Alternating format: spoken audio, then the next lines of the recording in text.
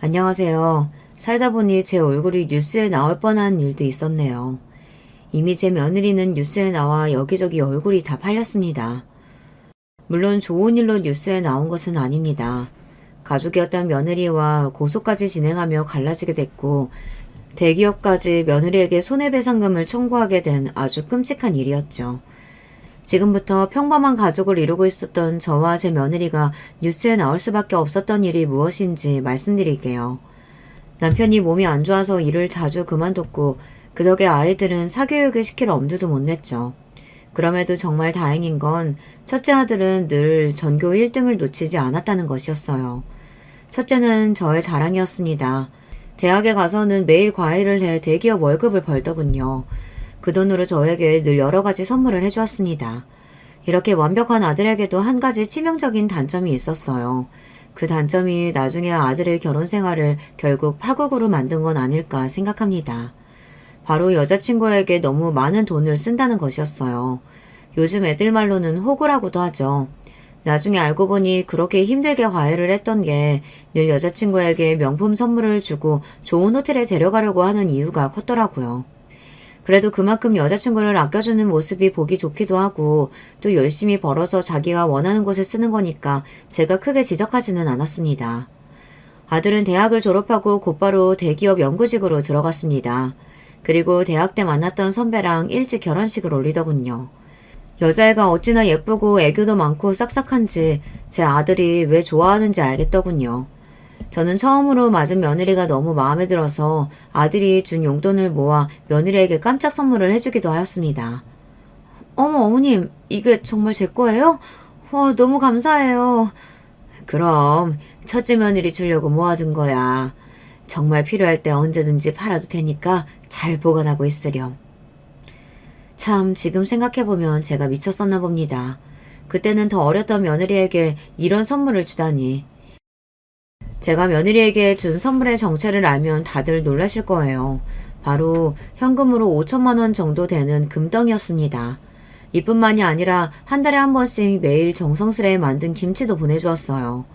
그만큼 제 아들과 며느리가 별탈 없이 잘 살길 바라는 마음이 컸죠. 그러나 아들이 결혼하고 6개월이 채 지나지 않아 신혼은 끝나버렸습니다. 아들과 며느리가 둘이서만 살 수 없는 아주 안타까운 일이 발생하고 만 것이었어요. 어머니, 저 정말 무서워요. 너가 많이 놀랐겠구나. 괜찮아. 옆에서 잘 간호해드리면 앞으로 이런 일 없으실 거야. 바로 사돈이 지병으로 길거리에서 크게 쓰러지셔서 갑자기 병원 신세를 지게 된 것입니다. 사돈 어르신이 일찍 돌아가셨기 때문에 며느리가 이 일을 혼자 감당해야 했고 어떻게 할지 몰라 울고불고 난리를 치는 며느리를 보며 저 어린 것이 얼마나 힘들지 제 마음이 너무 아프더군요.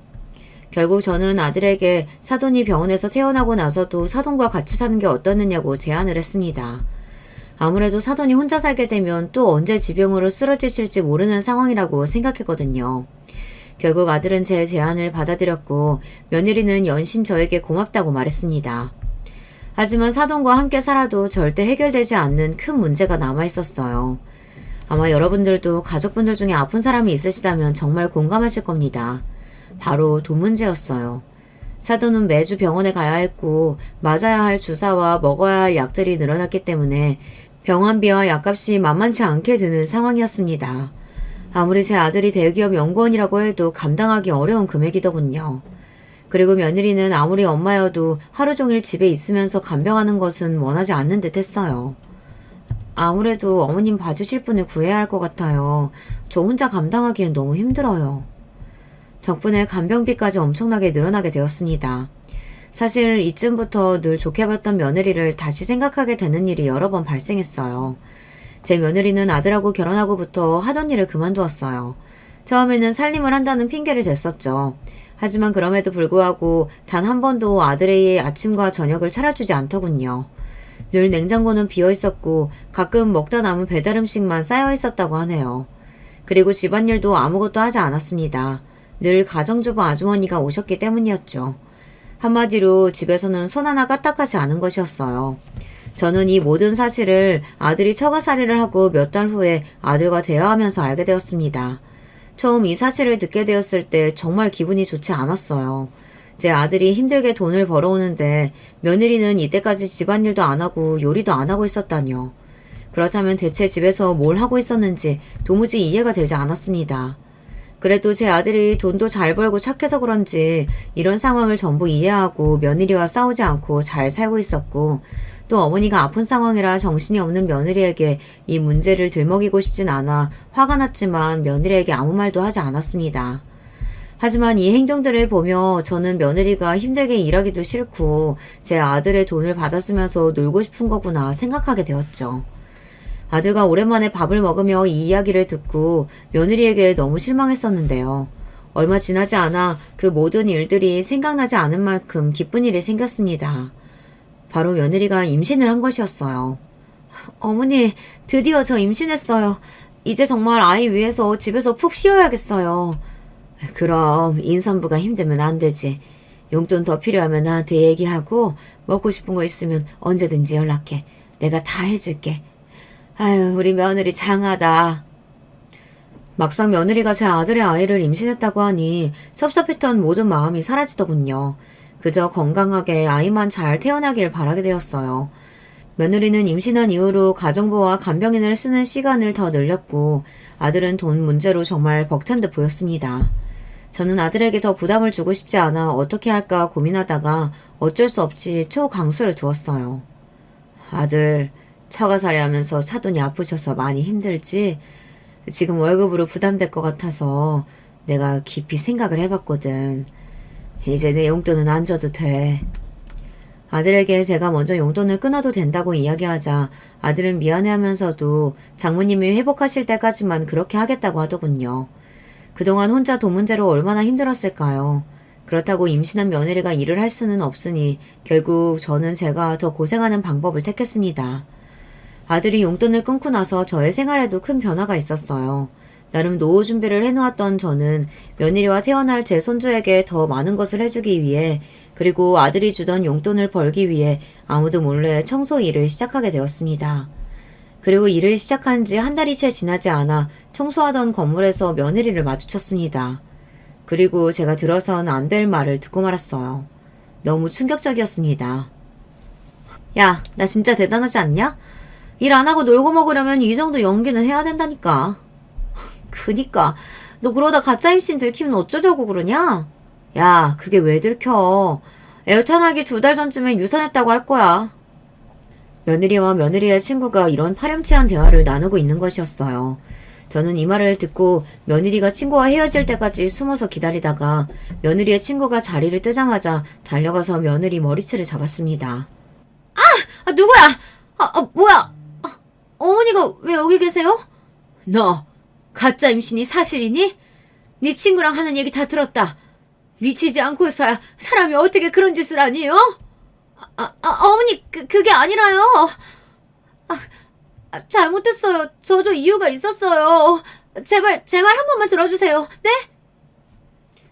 화를 내고 있는 저에게 하도 말을 들어달라고 사정사정을 하길래 이유나 들어보자 싶어 카페에 갔습니다. 무슨 대단한 이유가 있나 싶었는데 참 하는 말이 어이가 없더군요. 어머니, 정말 죄송해요. 사실 제가 너무 임신이 하고 싶었는데 제 마음대로 안 됐어요. 그래서 제가 임신했다고 하면 현승 씨랑 어머님이 저를 더 사랑해주지 않을까 하는 마음에 그런 거짓말을 친 거예요. 사실 예전에는 형준 씨가 명품 가방도 사오고 제 옷도 사다 주고 그랬는데 요즘은 그런 게 아무것도 없더라고요. 돈도 잘 벌면서 왜 저한테는 안 쓰는 건지. 그래서 예전처럼 좀 더 사랑받고 싶은 마음에 이런 거짓말 친 거예요. 친구한테는 일하기 싫어서라고 했는데 그것도 친구 어필할 허세 부린 거예요. 저는 예전부터 엄마 사랑을 못 받고 자라서 일부러 사람들한테 애교도 부리고 늘 사랑 확인받고 싶어 하거든요. 정말 죄송해요, 어머니. 제 생각이 짧았어요. 제발 이 사실 현상 씨한테는 얘기하지 말아주세요. 네? 절대로 제 아들한테는 이야기하지 말라고 싹싹 비는 며느리를 보며 한숨만 나오더군요. 제 아들이 예전부터 며느리에게 많은 선물을 해주고 있다는 건 알았습니다. 하지만 지금은 상황이 다르잖아요. 사돈이 아픈 것 때문에 돈을 굉장히 많이 쓰고 그래서 여유가 없어서 선물을 못 해주는 것일 텐데 그걸 자기를 예전보다 사랑하지 않아서라고 생각하다뇨. 제 며느리가 철은 없지만 이 정도로 생각이 짧은 아이인 줄은 몰랐습니다. 너무 실망스럽기도 했지만 그래도 이유를 들어보니 정말 사랑을 못 받고 자라는 아이 같아서 이번 한 번만 봐주기로 했습니다. 대신 일주일 안에 이 사실을 아들에게 털어놓으라고 했어요. 하지만 며느리는 이조차도 계속해서 싫다고 하더군요. 결국 언제 말할지를 놓고 며느리와 저는 엄청 크게 다투게 되었습니다. 말이 안 통한다는 생각이 들어 제가 일주일 안에 이 사실을 말하지 않으면 제가 직접 아들에게 모든 것을 말할 것이라고 하자 그제서야 며느리가 알겠다고 하더군요. 이 일 이후로 저와 며느리의 사이는 여러분도 예상하셨겠지만 껄끄러운 관계가 됐어요. 저도 며느리한테 너무 실망해서 다시 예전과 같은 다정한 사이로는 절대 돌아갈 수 없다고 생각했습니다. 며칠 후 아들이 전화와서 아이가 유산되었다고 미안하다고 하더군요. 정말 아들을 위해 모든 걸 말해야 할까 생각했지만 그래도 아들의 결혼 생활을 깨고 싶지 않아 꾹 참았습니다. 이후 며느리는 빈정이 상했는지 저에게 먼저 연락 한 번이 없더군요. 저도 따로 연락을 하지 않았고요. 그저 열심히 청소 일을 하며 살아가고 있었습니다. 어느 날은 일을 하고 있는데 유난히 몸이 무겁고 식은땀이 나더군요. 그리고 몸에 힘이 풀리더니 아주 크게 쿵 소리가 났고 그 이후로는 정말 아무 기억도 나지 않았습니다. 눈을 떠보니 병원이었어요. 온몸이 아픈데 아들이 제 앞에서 울고 있더군요. 엄마, 깨어나셨어요? 대체 이 나이에 청소일은 왜 하신 거예요? 제가 용돈 안 드려서 그런 거예요? 제가 못나서 정말 죄송해요. 제가 이때까지 한 번도 쓰러진 적이 없었는데 아들이 가로로 쓰러졌다고 하더군요. 다행히 머리를 크게 부딪히진 않았는데 계단이라 정말 큰일이 날 수도 있었다고 합니다. 울면서 미안하다는 아들을 보니 제 마음이 무너지더군요. 또 병원비를 보니 차라리 집에서 조용히 있을 걸 일을 괜히 했나 싶었습니다. 아들은 당장 청소일을 그만두고 건강검진을 해보는 게 좋겠다고 했어요. 저는 내키진 않았지만 검진을 받기로 하였습니다. 그리고 정말 예상치 못한 청천벽력 같은 결과를 듣게 되었죠. 사실 쓰러지신 게 단순 가로는 아니고요. 고혈압도 있으시고 당뇨도 심하게 있으시네요. 약을 안 먹으면 또 언제 쓰러지실지 모르는 상황이에요. 그리고 지금 종양이 보여서 며칠 입원해서 정밀검사 받아보셔야 할 것 같습니다. 제 검사 결과를 듣고 아들은 너무 고통스러워했습니다. 저도 고혈압과 당뇨가 있다는 것은 알고 있었지만 상황이 예전보다 훨씬 더 심각해졌는 줄은 몰랐거든요. 제가 예전부터 아파도 참는 게 버릇이 된 것 같아요. 정말이지 이젠 일을 하고 싶어도 할 수 없는 상황이 되어버렸습니다. 결국 저는 일을 그만둔 채 병원에 며칠 동안 검사를 받기 위해 입원을 하게 되었어요. 여러분도 나이 먹고 건강검진 해보신 적 있으시죠? 다들 아실 거예요. 혹시 암은 아닐까, 죽을 병에 걸린 건 아닐까, 결과 나오기 전까지 별의별 생각을 다 하게 됩니다. 나이가 드니까 쓸데없는 생각도 많고 겁도 많아지나 봐요. 그리고 드디어 검사 결과가 나오는 날이 되었습니다. 정말 마음이 무겁고 떨렸습니다. 다행히 악성 종양은 아니네요. 고혈압이랑 당뇨 약만 잘 드시면 될 것 같습니다. 대신 나이도 있으시니 절대 무리하시면 안 됩니다. 휴, 정말 다행이었습니다. 저까지 아프면 제 아들이 얼마나 힘들까요? 저라도 건강 잘 챙겨야겠다고 다시 한번 결심하게 되었죠. 그렇게 제가 태어나는 날 아들이 갑자기 며느리 얘기를 꺼내더군요. 맞다. 어머님 요즘 지희랑 무슨 일 있으신 건 아니죠? 요즘 지희가 너무 어머니랑 통화를 안 하는 것 같아서 안 되겠다. 제가 얘기를 좀 해야겠어요. 그리고 제가 어머니 쓰러지신 거 말했는데 지희가 전화 왔죠? 그럼 지희가 곧 나 보러 온다고 했어.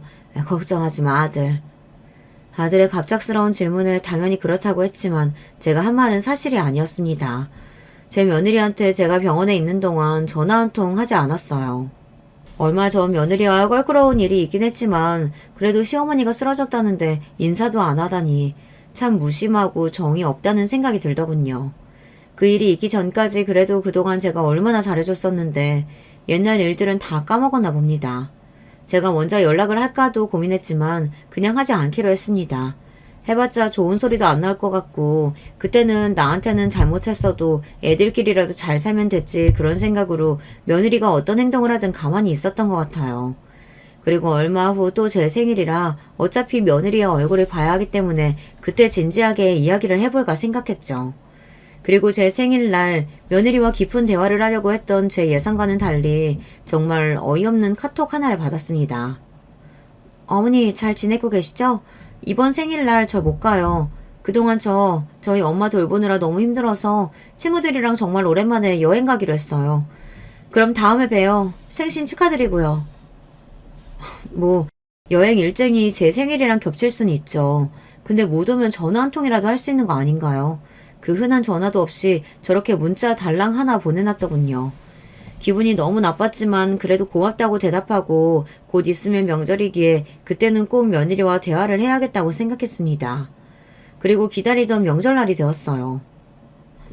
아들, 뭐야? 왜 혼자 온 거야? 엄마, 죄송해요. 이번 명절은 지희가 예전부터 잡아둔 여행이 있어서 못 온다네요. 뭐, 여행? 얼마 전에 내 생일 때도 여행 간 거 아니었어? 네, 맞아요.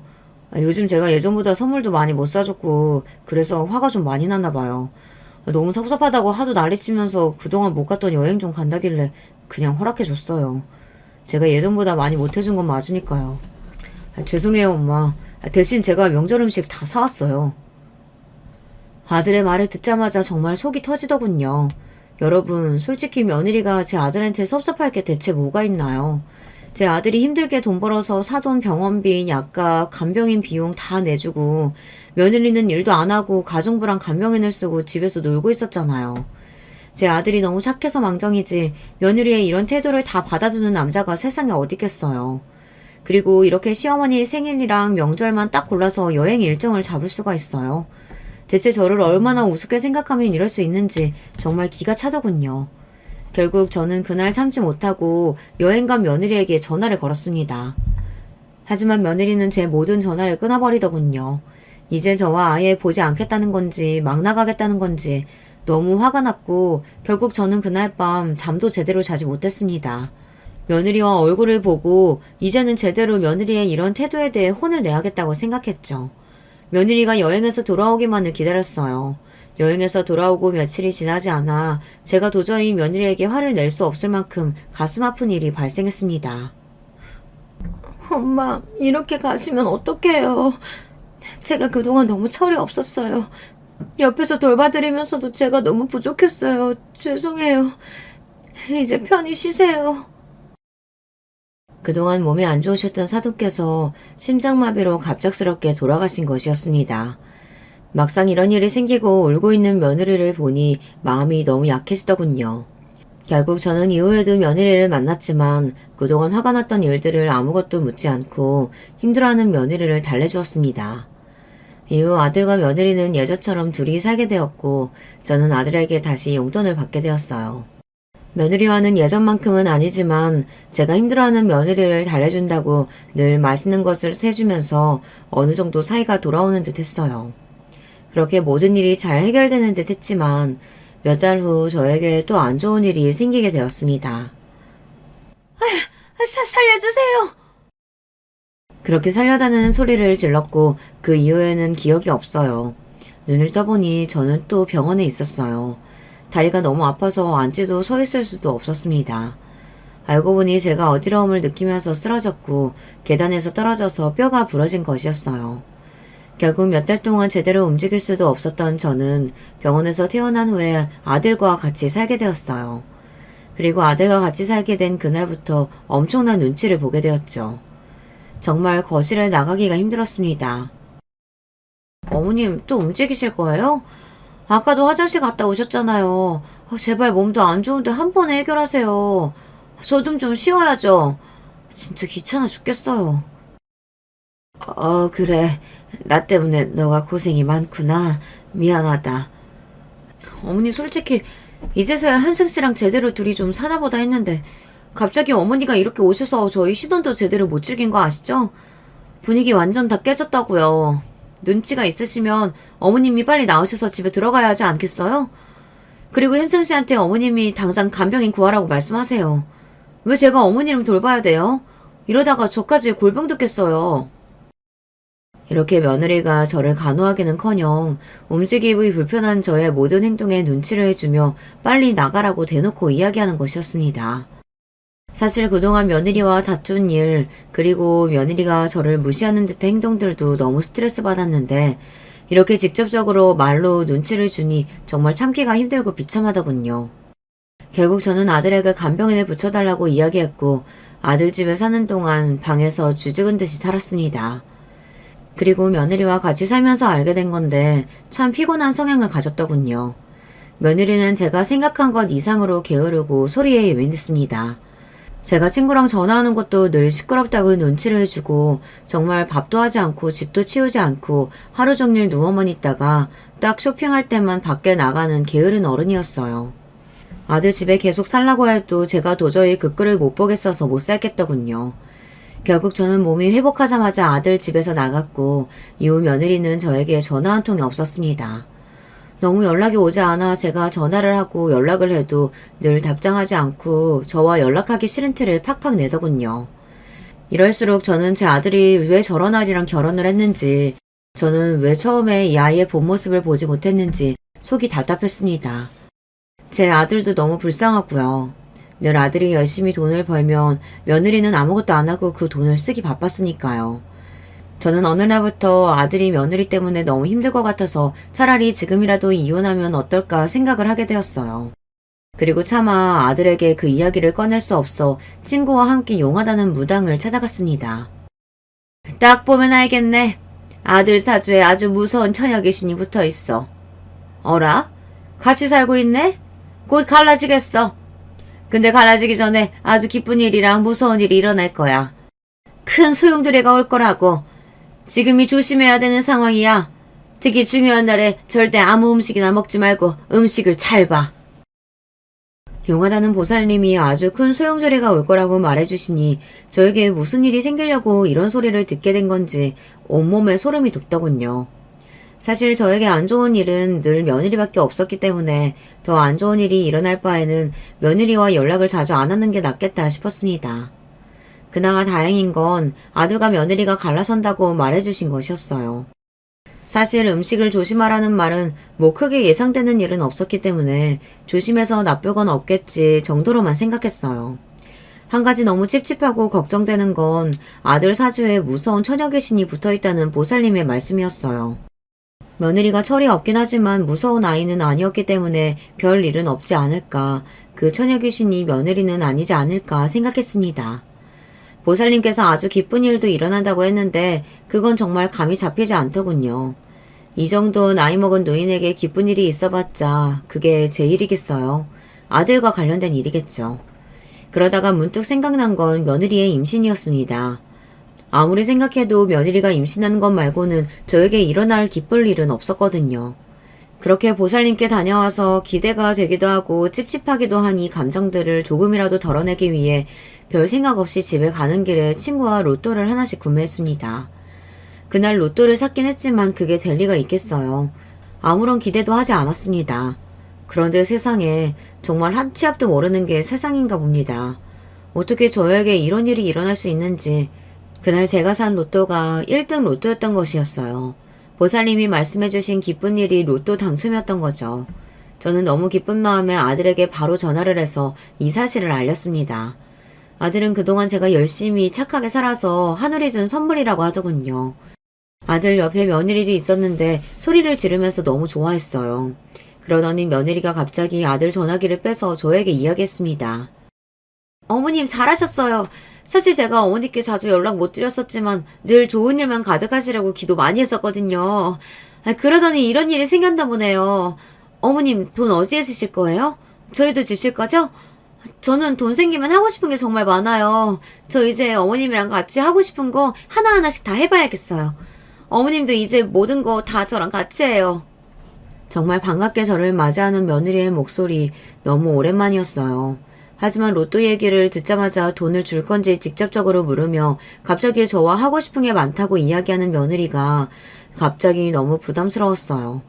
저는 아직 이 돈을 쓸 계획도 없고 앞으로 차차 생각해 볼 거라고 했습니다. 그러자 며느리는 너무 아쉬워하더군요. 이렇게라도 오랜만에 살가운 며느리를 보니 기분은 좋았습니다. 그리고 그날 이후 며느리는 저에게 매일매일 전화가 왔어요. 전화가 와서 하는 말은 대부분 이런 말이었습니다. 어머님, 오늘은 뭐 하세요? 저랑 같이 쇼핑 가실래요? 어차피 어머님 돈 많으니까 좀 써도 티 안 나잖아요. 저 그동안 사고 싶은 거 완전 많았는데 잘 됐다. 어머니, 저랑 카페 하나 차리실래요? 아니다. 어머님 몸 안 좋으시니까 그냥 저 하나 차려주시면 안 돼요? 저 친구랑 카페에서 매일 수다 들고 싶어요. 네? 어머님, 제발요. 결국 전화가 와서 말하는 모든 내용이 제 돈으로 무언가를 해달라는 말이더군요. 그런데 정말 웃긴 게 뭔지 아시나요? 처음에는 살갑게 애교를 부리면서 돈 얘기를 하더니만 어느 순간부터 계속 섭섭하다고 울상을 지으며 저에게 짜증을 내기 시작했습니다. 어머니 정말 너무하신 거 아니에요? 제가 이렇게 잘해드리고 매일 연락도 하는데 저한테 그 돈 한 푼도 안 주시는 게 말이 되냐고요. 아 진짜 섭섭해요. 어차피 죽기 전까지 다 쓰지도 못하실 거잖아요. 이런 식으로 계속되는 며느리의 성화에 지친 저는 결국 며느리에게 단호하게 말해야겠다고 결심했습니다. 미안하지만 나는 아직까지 이 돈을 아무한테도 줄 생각 없어. 너희한테 안 주겠다는 게 아니라 이 돈 어떻게 하면 잘 쓸 수 있을지 생각을 먼저 해보겠다는 거야. 나중에 내가 아플 수도 있고 무슨 일이 생길지 모르는데 무작정 이 돈을 쓸 수 없잖니. 돈이라는 게 많아 보여도 막상 조금씩 쓰다 보면 순식간에 없어지기 마련이야. 그러니까 더 이상 뭐 사달라 뭐 해달라 나한테 전화하지 말렴. 제가 이 말을 하면 며느리가 화를 내고 섭섭해할 줄 알았는데 웬일인지 정말 아무 말도 없더군요. 그냥 알겠다고 하길래 제가 확실하게 말을 해서 제 뜻을 알아들었다고 생각했습니다. 이후로 몇 개월 동안 며느리는 다시 연락이 한 통 없었습니다. 저는 한편으로는 섭섭했지만 그냥 예전의 며느리와 저의 상태로 돌아갔다고 생각했어요. 며느리와 돈 없이도 늘 다정하고 좋은 관계였으면 좋겠지만 이런저런 일이 있다 보니 저도 더 이상 노력을 하고 싶지는 않았습니다. 며느리도 이후에 연락을 안 하길래 그냥 저와 더 이상 말을 섞고 싶지 않은 줄 알았어요. 하지만 며느리는 그게 다가 아니었더군요. 혼자서 아주 엄청난 짓을 꾸미고 있었습니다. 그리고 그날은 제 인생의 최악의 날입니다. 며느리와 제가 각자의 삶을 잘 살다 보니 어느덧 저의 생일이 돌아오더군요. 당연히 생일상은 기대도 안 하고 있었는데 어느 날 며느리가 전화가 왔습니다. 정말 생각지도 못했던 말들을 들었어요. 어머님, 그동안 많이 서운하셨죠? 저도 늘 어머니랑 어떻게 저 처음 결혼할 때처럼 다시 친해질 수 있을지 늘 고민 많이 했어요. 마침 어머님 생신이셔서 제가 생신상 차려놨거든요. 얼른 오세요, 어머님. 오랜만에 저희 밥 같이 먹어요. 이게 무슨 일일까요? 며느리가 저에게 연락을 먼저 한 것도 모자라서 제 생일상을 차려주겠다니. 며느리의 목소리는 정말 진심인 것 같았고 저는 며느리가 먼저 저에게 용기를 내어주었다는 생각에 너무 고마워서 그동안 있었던 일은 다 잊고 며느리와 잘 지내야겠다고 생각했습니다. 그런데 며느리를 만나기로 한 전날 밤 아주 안 좋은 꿈을 꾸게 되었어요. 바로 며느리가 제 뒤에서 칼을 꽂고 있고 예전에 배웠던 보살님이 며느리를 막으려고 하는 아주 무시무시한 꿈이었습니다. 일어나 보니 제 몸에 식은땀이 미친 듯이 흐르더군요. 그리고 곰곰이 그동안 며느리가 저에게 했던 행동들을 생각해봤는데 며느리의 행동을 있는 그대로 받아들이면 안 되겠다는 직감이 들더군요. 보살님도 중요한 날에 음식을 조심하라고 했으니 마침 오늘이 저의 생일이어서 이 꿈이 예지몽은 아닐까 온몸에 소름이 돋았습니다. 그래서 긴장되는 마음으로 며느리와 아들 집에 가게 되었어요. 며느리의 집에 도착하자 며느리는 정말 상다리가 부러질 정도로 대단한 생일상을 차려놨고 일을 하고 들어온 아들조차도 놀라는 표정이었어요. 제가 미역국을 정말 좋아하는데 돌미역으로 직접 정성스럽게 미역국을 만들어놨더군요. 미역국을 먹으려고 하는데 제 미역국 양이 너무 많아서 며느리가 밥을 푸고 있을 때 며느리 자리에 있던 미역국을 제 자리로 옮겼습니다. 그리고 며느리가 앉자마자 같이 밥을 먹었어요. 그 순간 믿지 못할 광경이 제 눈앞에 펼쳐졌습니다. 며느리가 갑자기 인상을 쓰고 소리를 지르며 먹었던 미역국을 다 뱉는 것이었어요. 그러더니 저를 은근히 째려보더군요. 저는 며느리의 행동이 너무 황당해서 며느리를 계속 쳐다보았고 놀란 아들이 며느리의 미역국을 먹어보려고 하자 며느리가 또다시 놀라면서 소리를 쳤습니다. 안 돼! 먹지 마! 하지만 며느리가 소리를 질렀을 땐 이미 아들이 미역국을 맛본 후였습니다. 아들은 인상을 쓰더니만 미역국이 살짝 쓰다며 며느리를 쳐다보았고 다시 자신의 미역국을 먹어보더군요. 뭐야, 내 미역국이랑 맛이 다른데? 어머니 미역국 줘보세요. 뭐? 그래. 아들은 또다시 제 미역국을 맛보더니 며느리 것만 맛이 다르다고 했습니다. 그 순간 제 머릿속에 번쩍 떠오른 생각이 있었습니다. 여러분, 예전에 보살님이 해주셨던 말씀 기억하시죠? 중요한 날 음식을 조심하라고 하셨던 그 말씀과 어제 제 꿈이 떠오르면서 설마 며느리가 제 미역국에만 이상한 걸 넣은 건 아닌지 의심이 들더군요. 저는 그 자리에서 손을 벌벌 떨며 며느리에게 진실을 물어봤습니다. 예, 너가 먹은 미역국 처음 내 자리에 있었던 거잖아. 그렇다면 너가 먹은 미역국이 내 미역국이었다는 건데 왜 이것만 맛이 다르니? 너 설마 일부러 내 미역국에만 이상한 거 넣었니? 에이, 그건 아니죠. 저희가 그럴 이유가 없잖아요. 이유는 있지. 아들, 넌 그동안 내가 로또 당첨된 후에 얘가 얼마나 나한테 자주 전화가 온 줄 아니? 평소에 이렇게 전화를 자주 하는 애가 아니었어. 심지어 전화가 와서 늘 나한테 하는 말이 돈 달라는 거였다. 내가 계속해서 안 된다니까 내 병이 더 악화되게끔 이상한 걸 넣었을 수도 있잖아. 뭐? 지야, 네가 얘기해봐. 어머니가 하시는 말씀이 진짜야? 아니야. 나 정말 억울해. 아무리 그래도 내가 그런 짓을 꾸미는 게 말이 된다고 생각해? 며느리는 끝까지 시치미를 떼었고 결국 아들은 모든 미역국을 가지고 가서 성분 검사를 하겠다고 으름장을 놓으며 며느리한테 이야기했습니다. 일이 점점 더 커지자 며느리가 울면서 모든 걸 털어놓더군요. 그동안 제가 얼마나 어머니한테 신뢰가 없었으면 어머님이 저를 의심하신 걸까요? 이 상황이 결국 다 제 탓이라고 생각해요. 정말 죄송해요, 어머님. 어머님 미역국 보시면 알겠지만 사실 어머님 미역국에만 생야채를 좀 많이 넣었어요. 어머님 건강이 안 좋으시다길래 이 정도로 씁쓸한 말이 날 줄 몰랐어요.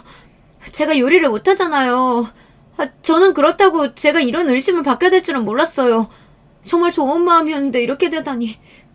어쨌든 죄송해요. 며느리의 표정을 보니 거짓말은 아닌 것 같았습니다.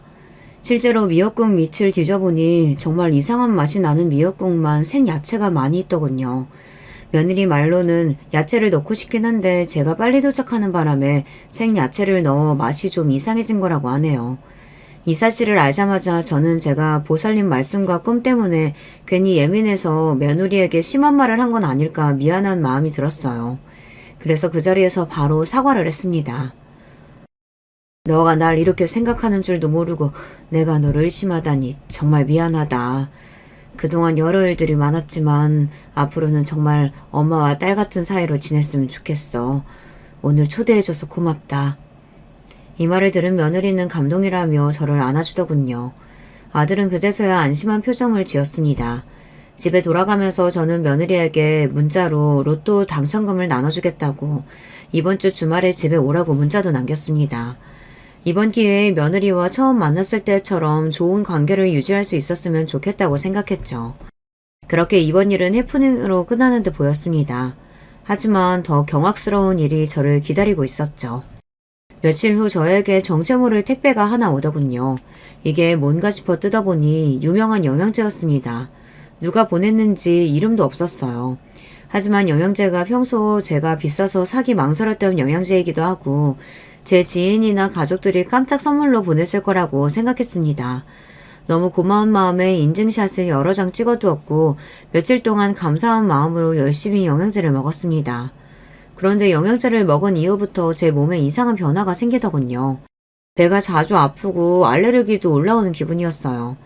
대체 무슨 문제일까 싶어 제조사에 전화를 해봤는데 이상한 증세가 있을 리가 없다고 영양제가 아닌 다른 이유 때문인 것 같다고 하더군요. 결국 저는 영양제를 사준 사람에게 한 번 더 물어보겠다고 생각했고 제일 먼저 아들에게 연락을 했습니다. 아들, 이 영양제 사진 봐봐. 너가 보낸 거 맞지? 나 생각해서 이렇게 깜짝 선물 보내는 건 정말 너밖에 없어. 근데 이 영양제 나랑 좀 안 맞는 것 같아. 배도 아프고 알레르기도 올라오고 좀 이상하네. 어머니, 이거 제가 보낸 거 아니에요. 그리고 지금 제가 사진 봤는데 처음 왔을 때부터 이렇게 온 거 맞죠? 뭔가 이상한데요? 뚜껑을 뜯은 흔적이 있는 것 같거든요. 원래 영양제 새거 오면 이렇게 뚜껑이 뜯어질 수가 없는데. 그 순간 정말 온몸에 소름이 돋았습니다. 아들 말을 듣고 보니 너무 찝찝하더군요. 이 영양제를 계속 먹으면 안 될 것 같다는 생각에 누가 택배를 시켰는지 여기저기 전화해서 찾아보니 예상치 못한 이름이 보였습니다. 택배를 시킨 사람은 바로 얼마 전 미역국 사건이 있었던 며느리였습니다. 저는 너무 놀라서 아들에게 당장 이 사실을 이야기했고 그날 밤 며느리에게 전화가 왔습니다. 어머니, 그거 제가 보낸 거 맞아요. 괜히 어머님이 미안해 하실까봐 일부러 제가 말씀 안 드린 거예요. 그 영양제가 좀 독해서 어머니랑 안 맞을 수도 있는데, 처음이라 그렇지 계속 먹으면 아마 건강도 더 좋아지실 거예요. 저 믿고 걱정 마시고 계속 드세요. 며느리가 보냈다는 걸 알게 된 후 마음이 좀 놓이더군요. 포장은 사실 제가 뜯고 나서 사진을 찍은 건지 잘 기억이 안 나기도 해서 크게 의심하지 않았습니다. 그보다는 제가 그동안 너무 영양제도 안 챙겨 먹고 비싼 걸 안 먹어서 몸이 적응을 못하는 건 아닌가 생각했죠. 그렇게 며느리 말을 믿고 또 열심히 영양제를 챙겨 먹었습니다. 하지만 그럴수록 알레르기는 더 심해졌고 제 몸도 더 안 좋아졌어요. 그러다 보니 이 영양제의 성분이랑 처음 왔던 포장 상태가 계속 신경이 쓰이더군요. 저는 결국 아들에게 이 사실을 한 번 더 이야기했고 아들은 영양제 만든 곳에 제가 처음에 찍은 사진을 보여주며 이런 부작용이 생기고 있다고 건의했습니다. 그러자 영양제를 파는 회사에서 아주 긴 답변이 왔는데 상상도 못한 답변이었습니다. 안녕하세요. 처음 왔을 때 사진 보내주셨는데 저희는 절대 이렇게 보내지 않습니다. 누가 일부러 뜯은 것 같은 느낌이네요. 실제로 저희 제품 먹고 그런 부작용을 느끼시는 분은 거의 없어요. 혹시 모르니까 영양제 다시 보내주시면 저희가 만든 영양제가 맞는지 성분 확인해 보겠습니다. 대체 이게 무슨 말인지, 그렇다면 저에게 택배를 보내기 전에 누군가 영양제 통을 일부러 뜯어서 비슷한 다른 걸 넣어놨거나 아니면 영양제에 다른 성분을 추가했을 수도 있다는 거 아닌가요? 만약 그렇다면 대체 누가 왜 이런 짓을 한 걸까요? 이 답변을 듣고 저는 며칠 동안 아무도 믿을 수가 없었어요. 아무리 생각해봐도 저에게 이런 일을 할 사람이 없어서 처음 영양제를 보낸 며느리 짓일까 하는 의심도 들었습니다. 그리고 제 의심의 답이 얼마 후 밝혀졌습니다. 며칠 후에 영양제 회사에서 아들의 연락이 왔는데 그 연락을 받고 아들은 다급한 목소리로 저에게 전화가 왔더군요. 어머니, 영양제 회사에서 연락 왔는데 이거 진짜 영양제 아니래요. 누가 이 영양제에 이상한 걸 넣어서 어머니한테 보낸 거예요. 이거 몸에 엄청 안 좋은 성분이래요. 먹으면 안 되는 거라고요. 대체 누가 어머니한테 이런 짓을... 이건 범죄예요. 제가 당장 경찰에 신고할게요. 사실 아들의 말처럼 저도 당장 경찰에 신고하고 싶었습니다. 그런데 한 가지 찝찝한 점은 아까도 말했지만 이 영양제를 보낸 사람이 며느리라는 것이에요. 그렇다면 이 행동도 며느리가 했을 수 있다는 거 아닌가요? 생각해보면 저번 미역국 사건도 들켰을 때를 대비해서 생야채를 넣어둔 것일 수도 있잖아요. 이런 의심이 들어 저는 며느리한테 제 영양제가 바꿔치기 당했고 지금 바꾼 사람을 찾기 위해 경찰에 신고할 것이고 범인은 아주 큰 벌을 받게 될 거라고 말했습니다. 더 세게 얘기하면서 며느리를 일부러 살짝 떠본 것이죠. 그러자 제 예상처럼 며느리가 깜짝 놀라며 저를 말리더군요. 어머니, 이 일로 경찰까지 연락할 필요가 있어요? 그냥 운 안 좋았다 생각하고 안 먹으면 되죠. 요즘 택배 범죄도 많다잖아요. 어머님한테 이런 짓 할 사람도 없고 그냥 운이 안 좋았던 거겠죠. 넘어가요. 어머님 건강도 안 좋으신데 경찰조사 받으면 너무 힘드셔서 안 돼요. 이렇게 절대로 경찰에 신고하는 건 안 된다고 하더군요. 보통 가족에게 이런 일이 생기면 어떻게든 범인을 찾으려고 할 텐데 운이 나빴던 거라고 그냥 넘기자고 말하는 며느리를 보며 저는 어쩌면 며느리가 범인일 수도 있겠다 생각이 들었습니다. 이 사실을 아들에게만 몰래 이야기했고 아들은 경찰에 신고를 하며 며느리가 범인으로 의심된다는 이야기도 함께 전했습니다. 그리고 얼마 지나지 않아 드디어 범인이 밝혀졌습니다. 며느리가 아니었어요. 하지만 범인은 제가 어디서 본 익숙한 얼굴이었죠. 예전에 청소 일할 때 며느리가 가짜 임신했다고 친구에게 이야기했을 때가 있었는데 바로 그때 본 며느리의 친구가 범인이었습니다. 이 사실을 알자마자 깜짝 놀라서 경찰서에 달려갔는데 이미 며느리가 와 있더군요. 그리고 경찰서에 가는 도중에 공원에서 며느리의 소리가 들리길래 들어봤더니 참 대화가 가관이었습니다. 야, 너 진짜 돌머리냐? 너가 절대 안 들킨다며. 그래서 돈도 챙겨줬잖아. 야, 니네 시어머니가 눈치가 빠른 걸 어떡하라고. 그러게 네가 평소에 신뢰가 좀 있었으면 이런 의심도 안 받았을 거 아니야. 몰라. 이제 나 어떡하냐고. 너 무조건 너 혼자 있다고 해. 절대 내가 시켰다고 얘기하지 마. 아니면 나 진짜 망해. 바보같이 제가 듣고 있는 줄도 모르고 친구랑 이런저런 대화를 하고 있더군요. 곧바로 달려온 제 아들은 며느리를 보자마자 화를 참지 못하고 며느리의 뺨을 때렸습니다. 그리고는 한마디 했죠. 너 진짜 생각이 있긴 하냐? 그렇게 내 돈으로 네 갖고 싶은 명품 사고 하고 싶은 거 다 하고 놀고 먹고 살았으면 우리 엄마한테는 잘했어야지. 몸에 안 좋은 성분 넣은 영양제 우리 엄마한테 보내는 게 말이 되냐고. 어? 네가 그러고도 사람이야? 왜 날 때려? 이거 내가 한 짓 아니고 얘가 한 거야. 나도 친구지만 얘가 이럴 줄은 몰랐다고. 이렇게 말하면서 친구를 보고 어떻게든 수습하라고 눈치를 주더군요. 야, 빨리 내 남편한테 제대로 얘기해. 이거 너 혼자 한 짓 맞잖아. 진짜요? 이거 제 아내가 시킨 거 아닌 거 확실해요? 저한텐 정말 중요한 일이고 돈은 제가 얼마 전지 드릴 테니까 이번엔 사실대로 말씀하세요. 그러자 며느리의 친구는 고민하는 표정을 하더니 이내 폭탄 발언을 해버렸습니다. 야, 꼴 좋다. 그렇게 남자 잘 만나서 먹고 놀고 매일 쉰다고 열심히 일하는 나 무시하더니만 이제야 너 망하는 꼴 좀 보겠네. 얘 매번 저한테 어떻게 하면 자기 시어머니가 빨리 돌아가실 수 있냐면서 얼른 돌아가셔야 로또 당첨금 다 자기 거 된다고 맨날 저한테 얘기하던 애예요. 미역국 사건 아시죠? 그거 다 먹으면 아마 어머님 쓰러지셨을 텐데 그 전에 들켰다면서요? 미역국은 제 혼자 저지른 일이에요. 저는 얘가 이렇게 실행력이 강한 애인 줄 몰랐다니까요. 영양제도 하도 부탁을 하길래 같이 도와줬어요. 막상 어머님 얼굴 보니까 좀 미안하네요. 며느리 친구가 한 말을 들은 제 아들은 다리에 힘이 풀려 그 자리에서 주저앉고 말았습니다. 정말 인간의 탈을 쓴 악마를 보는 것 같았어요. 며느리는 끝까지 시치미를 떼며 제 아들을 설득하려고 하더군요. 아니야, 제 말 말고 내 말 좀 들어봐. 제가 나 지금 연맥이려고 저러는 거라니까. 우리 경찰서 나가자. 경찰서 나가서 내가 어떻게 된 건지 다 설명할게, 어? 꺼져. 너란 여자 보기도 싫고 우리 이혼이야. 너 이거 범죄인 건 알지? 우리 엄마한테 한 짓 난 절대 용서 안 해. 그렇게 며느리와 며느리의 친구는 법의 심판을 받게 되었고 제 아들은 당연히 며느리와 이혼하게 되었습니다.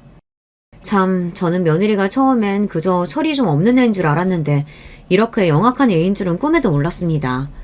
여러분, 그 영양제를 제가 계속 먹었다면 저는 지금 살아 있었을까요? 제 건강이 어떻게 됐을지 정말 끔찍합니다. 이 일이 있고 나서 저는 밖에서는 아예 음식을 먹을 수가 없었고 영양제나 약도 함부로 먹을 수가 없었어요. 정신적인 스트레스와 엄청난 강박에 시달리고 있었죠. 아들은 이런 제 모습을 보며 정말 미안하다며 사과를 했습니다. 스트레스가 쌓여 너무 힘든 하루하루를 보내고 있는데 누군가 모르는 번호로 연락을 해오더군요. 여보세요? 누구세요? 어머니, 제발 고소 취하해주세요. 네? 아니, 제 친구가 어머니 돈 갖고 싶어서 영양제 바꿔치기 한 거라니까요? 제발 믿으셔야 돼요. 미역국은 제가 이상한 거 넣은 게 맞아요. 근데 그거 다 먹어도 안 쓰러지셨을 거예요. 너무 돈이 갖고 싶어서 그랬어요. 근데 그거 말고 영양제는 정말 억울해요. 네? 이렇게 끝까지 자기는 억울하다고 난리를 치더군요. 저는 아무런 말을 하지 않고 전화를 끊어버렸습니다. 아들과 저는 며느리를 절대로 봐줄 생각이 없었고 앞으로 만나고 싶지도 않았거든요. 그렇게 연락도 피하고 다시는 얼굴 볼 생각도 안 했는데 예상치 못한 곳에서 며느리의 실루엣을 보게 되었어요. 바로 뉴스였습니다. 얼마 전 영양제 회사에서 여성 2명을 고소했습니다. 시어머니가 로또 당첨이 되자 돈을 갖고 싶은 마음에 영양제를 바꿔치기 해서 시어머니에게 선물한 건데요.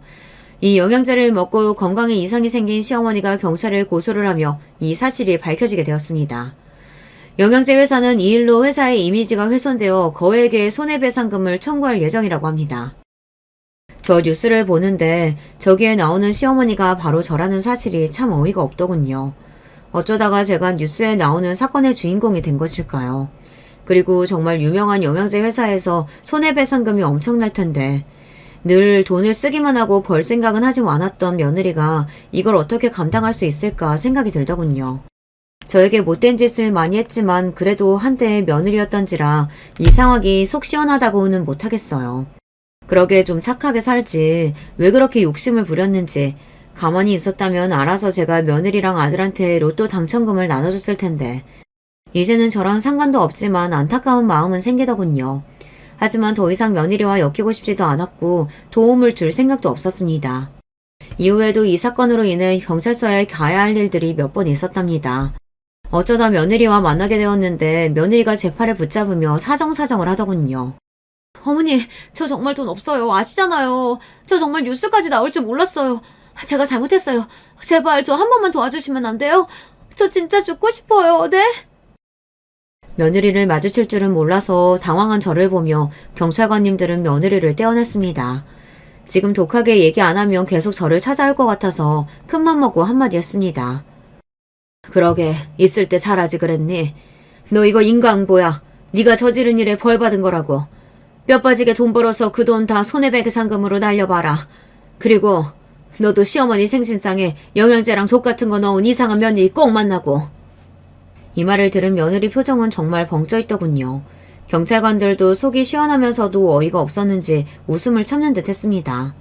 솔직히 한편으로 안타깝다고 생각하고 있었는데요. 어떻게 이런 말을 했는지 저도 제가 신기합니다.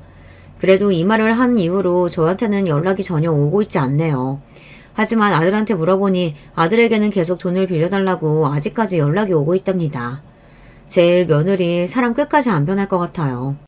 이 일이 있고 나서 저는 꾸준히 정신과 치료를 받고 있습니다. 누가 선물을 보내와도 다른 의도가 있는 건 아닌지 확인하게 되고 음식도 계속 재료를 의심하게 되더군요. 네, 이 일이 제 머릿속에서 희미해질 시간이 아직은 좀 필요한 것 같습니다. 그래도 다행인 건 저에게는 며느리가 그토록 탐내던 로또 당첨금이 남아있다는 사실이에요. 제 병원비로 쓸 수도 있고 무엇보다 아들이 예전부터 하고 싶은 사업 자본도 줄 수 있어서 정말 다행입니다. 뉴스에 나올 만큼 기막힌 사건들을 겪었지만 그래도 저에겐 돈과 사랑하는 아들이 남아있으니 앞으로도 열심히 살아보려고 합니다.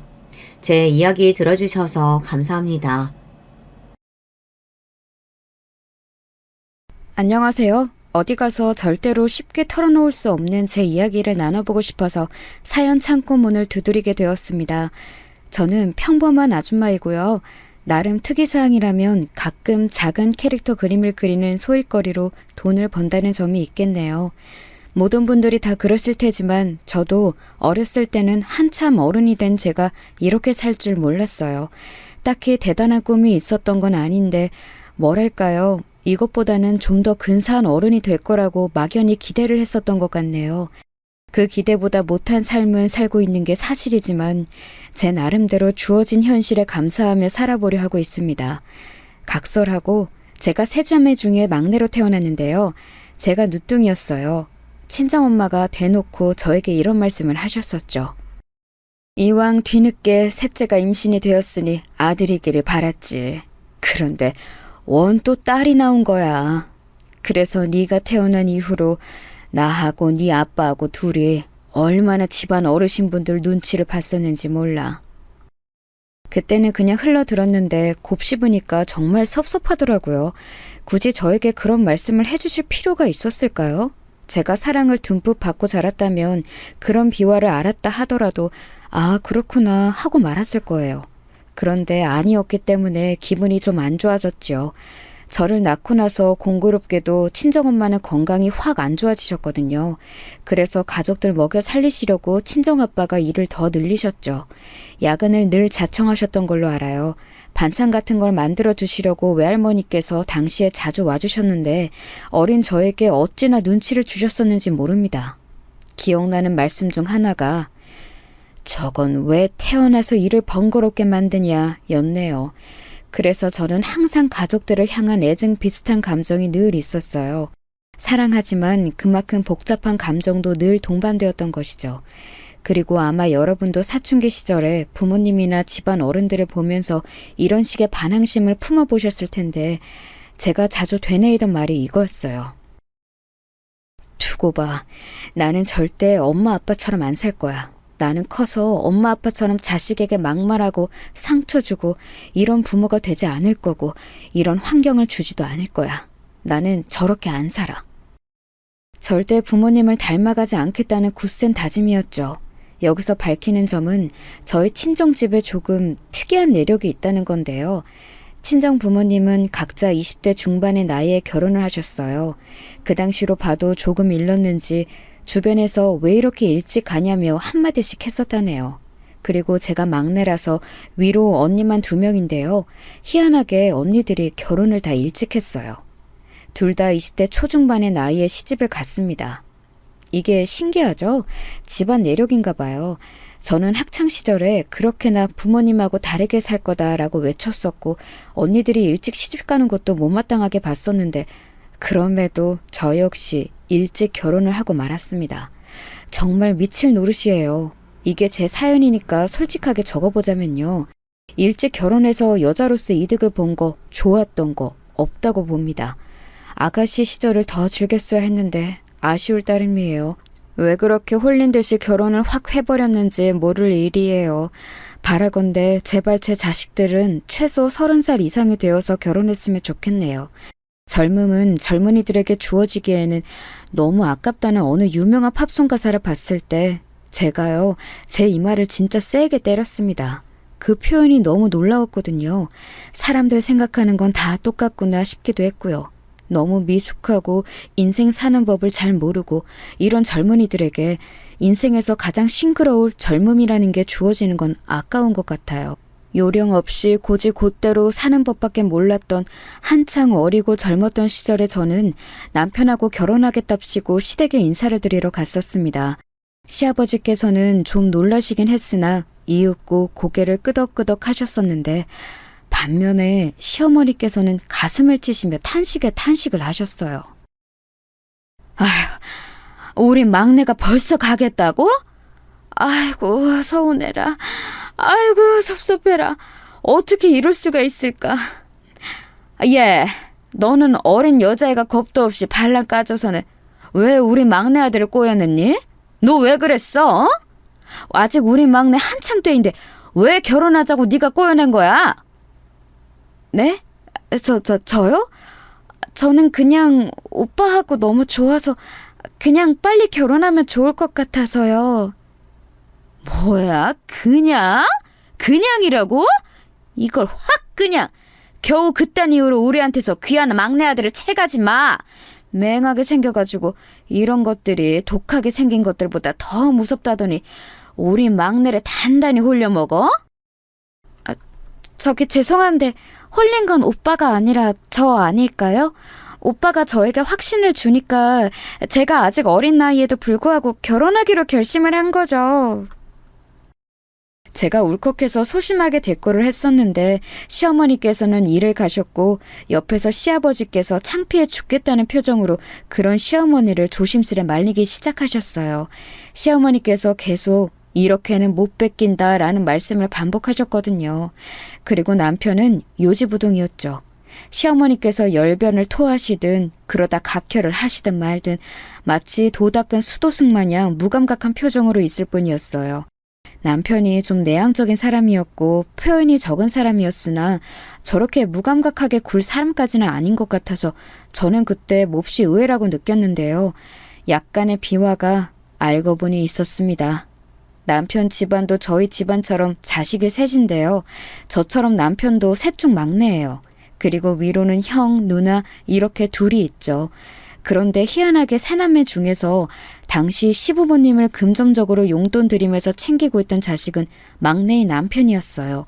그 외로 자주 들여다보면서 생활용품이라든지 이런 거 사드리고 전반적으로 보는 건 남편의 누나인 시누이가 하고 있었고요. 그러니까 시부모님으로서는 당신들을 열심히 봉양해야 할 막내 아들이 일찍 장가를 든다니까 챙김을 못 받으실까 봐 그게 염려되셨던 겁니다. 시부모님 두 분이 경제활동이 어려우셨냐고요? 아니요. 집안끼리 또 공통점이 있는데 그건 시부모님 역시 일찍 결혼하신 분들이라는 거예요. 그래서 당시에 두 분은 고작 50대 초반이셨습니다. 그런데 뭔 용돈을 자식이 꼬박꼬박 챙겨드려야 한단 건가요? 사지도 멀쩡하셨던걸요. 50대면 남녀 불문 한창 일을 할 나이잖아요. 60대는 되어야 경제활동에서 물러나는 게 자연스러운 풍경이고요. 그래서 어이가 없었습니다. 그리고 남편이라고 해서 뭐 혼자 희생하고 그런 게 좋았겠나요? 아니었죠. 시댁은 절대 경제적으로 풍족한 집안이 아니었고요. 유복하게 산 적이 한 번도 없었다고 남편이 그러더군요. 일찍 결혼해서 자식들 낳으셨으면 그만큼 열심히 버셔야 하는데 시부모님의 사상이 참 특이하게 느껴졌네요. 남편도 일찍 결혼했지만 시누이도 일찍 결혼을 했습니다. 마치 일찍 결혼하는 건 집안의 내력이라는 걸 뒷받침하던 말이에요. 오히려 결혼 정년기를 맞이하도록 장가를 안 들고 있었던 남편의 형인 아주버님께서 집안 내력에 비춰봤을 때는 특이한 분이셨습니다. 듣자 하니 공부를 하시느라 그렇게 늦으셨다고 해요. 대학원까지 나오셨거든요. 그런데 시댁이 잘 사는 것도 아니고 시부모님께서는 일찍이 경제활동에서 물러나셨는데 대학원까지 다니는 돈은 어디서 났냐고요? 시누이가 부잣집에 시집을 가서 그랬을까요? 아니죠. 아니었어요.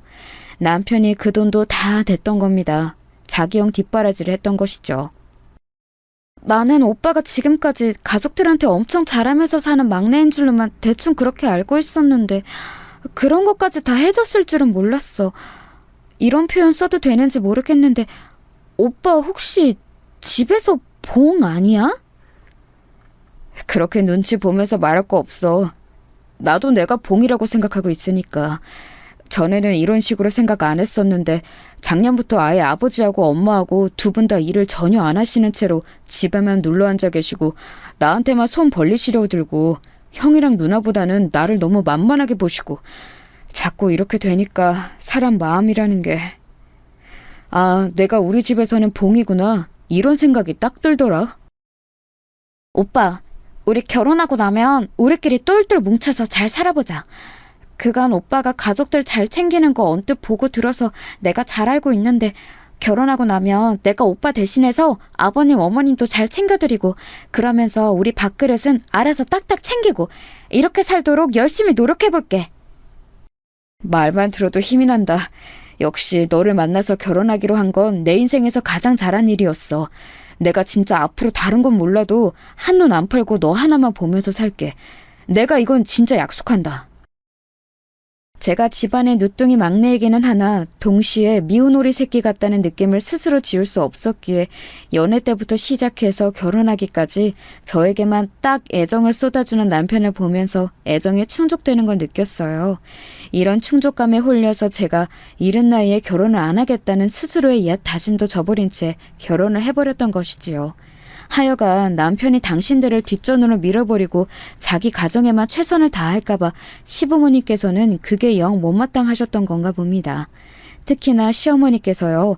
주장하시기로는 아직 한창 꾸미고 관리하고 그런 욕심이 많을 나이인데 막내 아들이 장가를 가버리겠다 해서 무척 섭섭하다고 하셨죠. 그게 무슨 말씀이셨겠어요.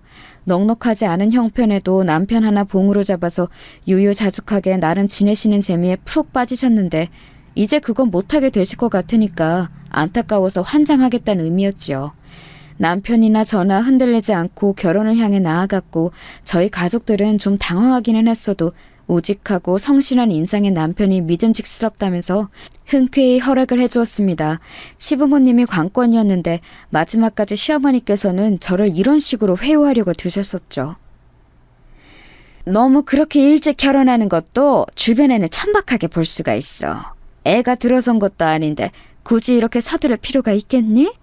조금 더 신중하게 생각하면서 만나다가 내 후년쯤에 시골리면 좋겠구나. 더 이상 대화가 안 통할 것 같아서 저는 다른 수를 썼습니다. 시댁에 남편 말고도 이미 한 사람 더 있었잖아요. 일찍 결혼한 사람 바로 시누이였죠. 제가 시어머니의 말씀을 남편에게 전했고 남편은 그걸 또 자기 누나에게 전했습니다. 엄마! 일찍 결혼하는 게 천박한 거라고 주변에서 다 욕하는 거라고 그런 식으로 제욕하셨다면서요? 내가 언제? 너 결혼해서 잘 살고 있는데 내가 왜 너를 보고 그런 말을 하겠어? 그건 너한테 한 게 아니라 네 동생한테 한 거야. 그게 그거죠. 저라는 예시가 있는데 굳이 그런 말씀을 하신 그 저희가 뭐겠냐고요. 제가 못마땅하셨던 거죠? 참나. 저번에는 남들은 돈 잘 버는 사위, 대기업 다니는 사위 봐서 떵떵거리며 산다는데 이런 타령을 내도록 저 들으라고 하시더니 정말 너무하시네요. 엄마가 저한테 재산을 물려줬어요? 아니면 공부 잘하는 머리를 물려줬어요? 하다못해 외모라도 예쁘게 낳아줬어요? 아무것도 안 해줬으면서 왜 이렇게 바라는 것만 많으세요? 제발 드라마 좀 그만 보시고 현실을 사세요. 왜 자꾸 부잣집 사모님 흉내내는 망상에 빠져서 사시냐고요. 애들 키우느라 요즘 가뜩이나 피곤해 죽겠는데 엄마까지. 짜증나. 부잣집 사모님 흉내내는 망상? 아니 너 어떻게 네 엄마인 나에게 그런 망발을 짓거릴 수가 있어?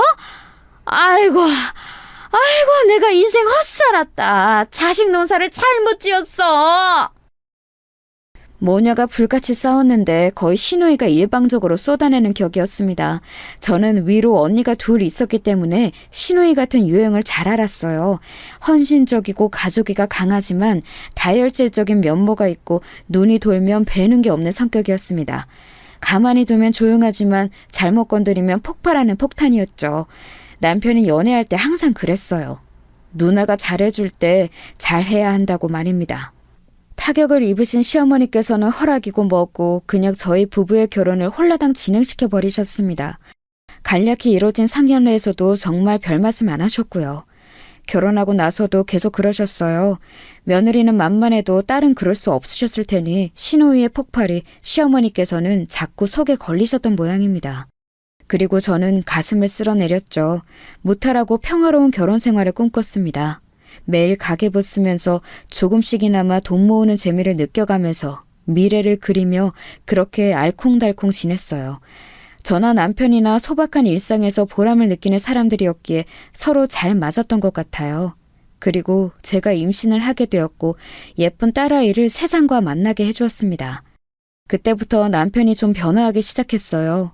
좋게 말해서 차분하고 나쁘게 보자면 살짝 속옷적인 성격에다가 지나치게 안정지향적이었는데 아이가 태어나고 나니까 돈 욕심도 부리고 투자 공부도 시작하더라고요. 그러면서 생각지도 못한 충돌 아닌 충돌이 생기게 되었습니다. 저와 남편 사이에서요? 아니요, 저와 시어머니 사이에서요. 네가 우리 막내한테 입김 넣었지? 시부모 용돈 줄였으면 싶어서 네가 수작 부린 거지? 저요? 제가요? 아닌데요. 저는 전혀 모르는 일이에요. 애기 아빠하고 제가 얘기를 해볼게요. 그런데 어머님, 애기 아빠가 돈 계산을 요즘 들어 악착같이 하고 있는 사람이긴 하지만 두 분께 드리는 그 용돈 액수를 막 줄이고 그럴 사람은 아닌 것 같은데요.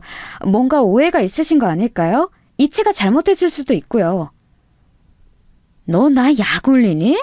내가 이미 당연히 우리 막내한테 물어봤지. 이거 돈 맞게 들어온 거 맞냐고. 그랬더니 30만 원이 아니라 20만 원 드린 거 맞다고 딱 잘라서 말하더라. 그건 우리 막내가 할 법한 언행이 아니야. 네가 중간에서 간약한 요술을 부는 게 틀림없더만. 간약한 요술이라니 그 무슨... 좀 당황스럽네요. 어머님, 근데 방금 20만 원이라고 하셨어요? 어? 원래 저희가 매달 20만 원 드리는 거 아니었어요? 여태까지 쭉 그래왔는데요. 혹시 30만 원을 받아오셨던 건가요? 얘가 뭔 소리람? 당연히 30만 원씩 받아왔지. 아휴, 니네 결혼하기 전에는 기본 50만 원씩 거뜬히 받았었고 그 외 자잘하게 떨어지는 것들도 많았는데 사는 게 다 부질없네. 저는 지금까지 20만 원 드린 줄 알았어요. 가계부에도 그렇게 다달이 적혀 있었고요. 그렇다면 애기 아빠가 자기 용돈에서 그거 아껴서 두 분께 더 드린 거였네요. 저는 그걸 지금 어머니 덕분에 알았고요. 그때 왜 눈물이 나는지 모를 일이에요. 저에게 지금껏 그런 말을 안 한 남편에 대한 배신감? 아니면 측은지심? 지금도 정확한 이유를 모르겠네요. 속에서 울컥한 감정이 올라왔는데 전화기 너머로 시어머니께서는 그런 저를 비웃으셨습니다. 너 설마 지금 질질 짜는 거니? 왜? 10만 원에 아까워서? 기가 막히는구나. 왜 이렇게 다들 구질구질하게 살아? 아이고 꼴배기 싫어라. 10만 원 도로 올려달라고 하고 싶다가도 그런 맛이 뚝 떨어지네. 그래, 네가 이겼다 이겼어.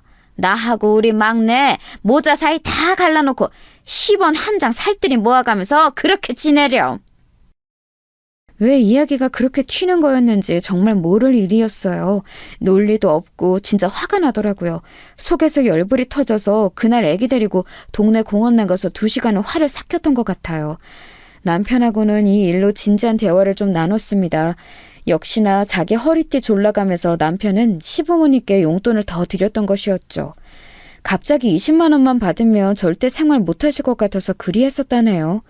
시부모님께서는 그럼 그때까지 저희가 드리는 30만 원에다가 시누이네가 드리는 용돈 아마 20만 원 선이었던 걸로 알고요.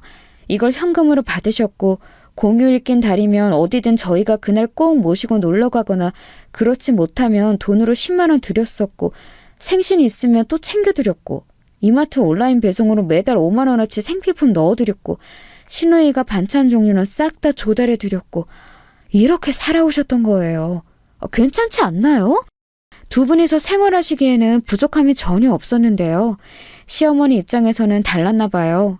그게 사치, 여유 이런 것과는 거리가 먼데 용돈 10만 원까지 줄었다고 하니까 열이 받으셨던 것이죠.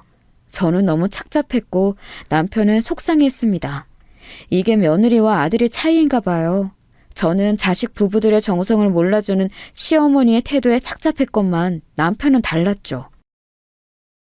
늘 풍족하고 여유가 넘치게 살고 싶어 하셨는데 그 마음 내가 알면서도 모른 척 할 때가 많았어. 내가 그렇게 해드릴 수 없는 자식이니까. 죄송스러운 마음에 애써 그런 엄마를 모른 척 해왔던 거지. 내가 잘난 자식이었으면 엄마가 피부 관리실이나 실컷 다니시고 명품 쇼핑하시고 원하시는 그런 생활을 누리셨을 텐데. 씁쓸하다. 세상에, 속으로 그런 생각을 내심하고 살았던 거예요. 제 남편이 그날은 조금 낯설게 느껴졌네요.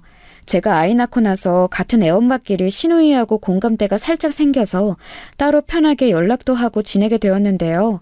이런 고민을 시누이에게 털어놓았더니 진작 알고 있었다는 듯 한숨을 쉬더군요. 걔는 원래 그래. 그런 거 무슨 증상 이름도 있지 않나? 착한 아이 증후군? 뭐 그런 건가 봐. 우리 오빠는 옛날부터 공부벌레 범생이라서 딱 벽을 치고 사는 느낌이지. 나는 성질머리 있어서 쉽게 못 건들지. 그러니까 우리 부모님은 막내가 가장 편하셨던 것 같아. 그런 만큼 자꾸 기대를 하시고 바라는 것도 많으시고 그러다 보니 세월이 흘러서는 이렇게 되었네. 나는 세상에서 가족만큼 복잡한 관계는 없다고 생각해. 그 안에 얽힌 이야기며 감정이 너무 복잡해. 저도 그게 뭔지 알 것 같아요. 저는 세상에서 가장 애틋한 사람이 저희 친정엄마인데 가장 애정어린 사람도 친정엄마이거든요. 가장 불편하면서도 편한 게 친정 식구들이고요. 시누이하고 이런저런 얘기를 나누면서 앞으로를 함께 다짐하기도 하였죠. 가진 것에 비해 바라는 게 많고 본인은 하지 않으면서 남이 해주기만을 하는 사람, 바로 저희 시어머니이자 시누이의 모친. 그분을 어떻게든 떠안은 채 변하시기를 바라며 잘 살아보자고요. 이때까지만 해도 아주버님은 안중에도 없었어요. 무슨 연구직 같은 걸로 일을 하고 계셨는데 혼자 조용히 자취를 하며 결혼 자금을 모으는 것만으로도 벅차다나 뭐라나? 그러고 계셨거든요. 시부모님께 효도하는 데 있어서 아주버님의 참가는 늘 미미한 정도였답니다. 그런데 이게 웬일인가요? 시댁에 급격한 변화가 일어나게 되었는데 그 주범이 아주버님이셨어요. 드디어 결혼을 하시게 된 아주버님, 그 상대가 무려 의사였습니다. 저하고 남편도 깜짝 놀랐는데 시부모님께서는 어찌셨는지 안 봐도 화나지요? 거의 기절할 땐 놀라시면서 기뻐하셨습니다. 특히 시어머니께서는 감격의 눈물마저 흘리셨죠. 이게 꿈이냐 생시냐? 우리 집안의 의사 맏며느리?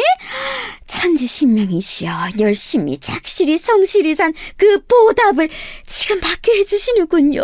감사합니다. 정말 감사합니다.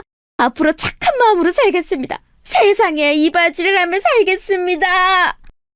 시댁의 작은 베란다에서 물 떠놓고 그런 기도를 올리셨어요. 그거 보여주시려고 저를 부르셨던 것인가 싶어서 좀 당황스러웠네요.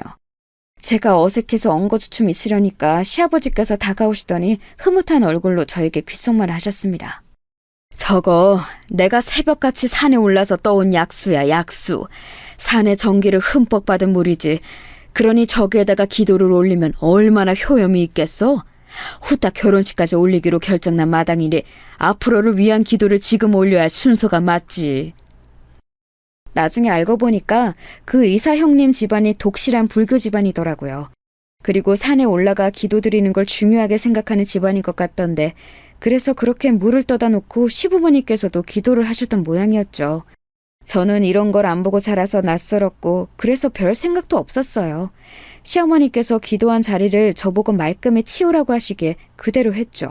자리 정리하고 그릇 설거지까지 싹 마쳤더니 화장실 다녀오신 시어머니께서 기함을 하셨습니다. 너 이게 뭐 하는 짓이야? 이 귀한 물을 설마 다 쏟아버린 거야? 이런 정신 나갈 것을 보았나? 너 어떻게 책임질래? 그 물 버리면 안 되는 거였어요? 왜요? 기도 끝나신 거 아니에요? 중요한 것만 말씀을 해주시지. 다 치우라고 하셔서 저는 그냥 다 치운 건데. 이것 봐라. 또 얼빵한 척하면서 사람 복장을 뒤집어 놓네? 내가 너 처음부터 그 모양 그 꼴이어서 마음에 안 들었어 이거사. 니까짓게 우리 의사 맏며느리 들여오는 길에 초장부터 흠집 내어놔? 갑자기 불같이 화를 내시면서 제 머리채를 확 쥐셨습니다. 그러더니 불운령에 맞춰서 제 머리채를 마구잡이로 흔드시는 게 아니겠어요? 저는 두피도 너무 아프고 눈앞도 빙글빙글 돌아서 죽을 맛이었죠. 잠시 후 시어머니의 손에 한 움큼 있는 제 머리카락을 보자 눈물이 막 나왔습니다. 그랬더니 저보고 또 쓸데없이 질질 짠다면서 호통을 치시더군요. 결혼 전에는 이렇게 막 무례하게 구셨다가 한참 동안은 또 조용하셨다가 갑자기 이렇게 다시 돌변하신 이유, 앞만 봐도 의사 형님의 존재 때문이었습니다. 기세 등등 이제 저희 부부의 미약한 원조 따위 필요 없다는 것이고, 그러니까 이제 실컷 어른 유세 떠시면서 저를 부려먹겠다는 심보이셨어요.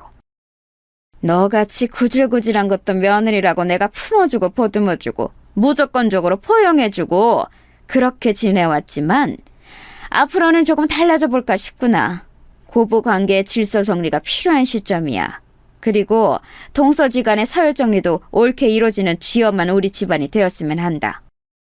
당최 언제 시어머니께서 저에게 그렇게 잘해주셨다는 건지 의문이었습니다. 그동안 제가 아이 낳고도 그 직후에도 컨디션 안 좋은 몸으로 시댁에 가서 식사 같이 해드리고 주말이나 공휴일 같은 때 가까운 데 모시고 꼬박꼬박 놀러가 드리고 자꾸 명품 타령하시는 건 못 들어드려도 작은 지갑이나 액세서리 정도는 좋은 걸로 한 번씩 사드리기도 하고 저 이렇게 기본 도리는 잘 지켜왔다고 생각했어요. 하지만 그때마다 시어머니께서는 저에겐 늘 시큰둥한 반응을 보이셨고 마치 저를 향해 이건 원래 네가 해야 하는 거니까 생색낼 생각 마라 이렇게 매번 경고를 하시는 듯 했습니다. 지금껏 그렇게 구셨으면서 저를 무조건적으로 포용해 주셨다니 너무 황당했지만 동서지간의 서열 정리라는 말이 너무 마음에 걸렸어요.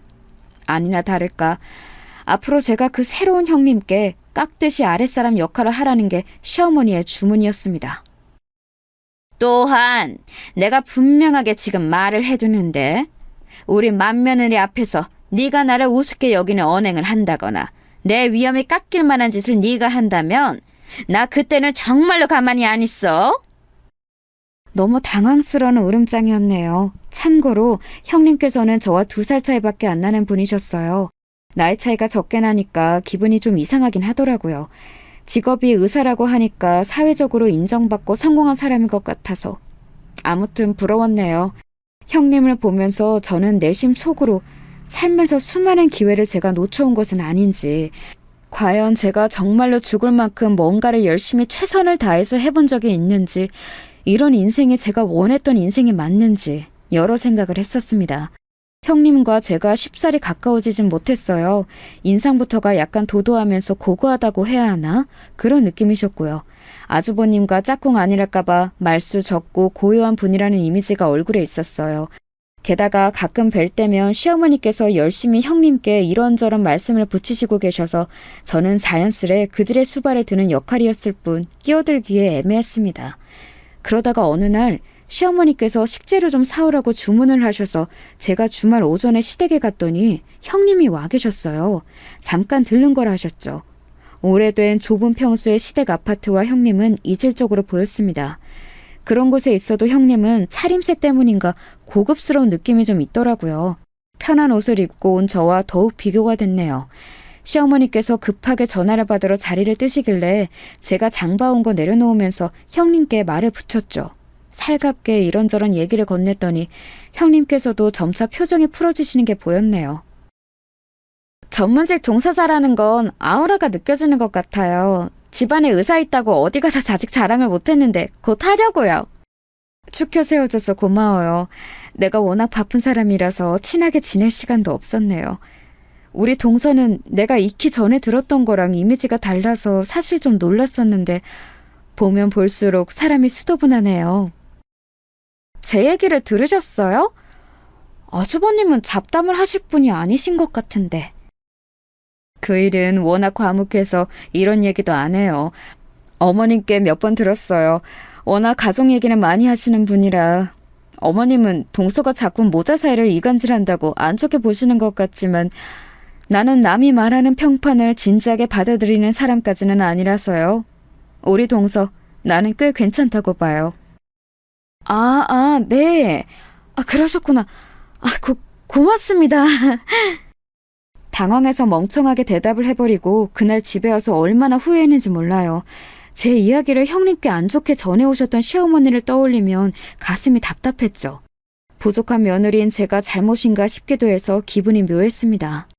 그러던 어느 날 시어머니께서 형님의 생일을 앞두고 다 같이 사이좋게 집에서 밥이나 먹자고 하시면서 저에게 그 생일상을 차리라고 하셨어요. 네? 제가요? 저 혼자서요? 저는 딱히 잘하는 요리도 없는데요. 그럼 너 아니면 누가 하니? 아휴, 나는 요새 갱년기가 왔는지 음식간을 잘못 맞춰. 네가 작은 며느리로서 이런 데 점수나 따면 좀 좋겠니? 네, 알겠습니다. 그런데요, 어머님. 혹시 형님께 직접 정성스레 차린 생일상을 준비하시겠다고 이미 그렇게 말씀을 해놓으셔서 어떻게든 수습해야 할 상황인데 방법이 없으시니까 저에게 전가하시는 건 아니죠? 너는 말을 해도 꼭 이렇게 사람 속 뒤집어 놓으면서 얄밉게 하더라? 맹하게 생긴 주제에 그런 파악은 어째 그렇게 잘한대? 하여간에 너는 한 대 맞아야 정신을 차리고 똑바로 행동하는구나. 매를 벌어요, 매를! 그러면서 제 정수리를 손바닥으로 탁 치셨습니다. 아픈 것보다는 기분이 나빴죠.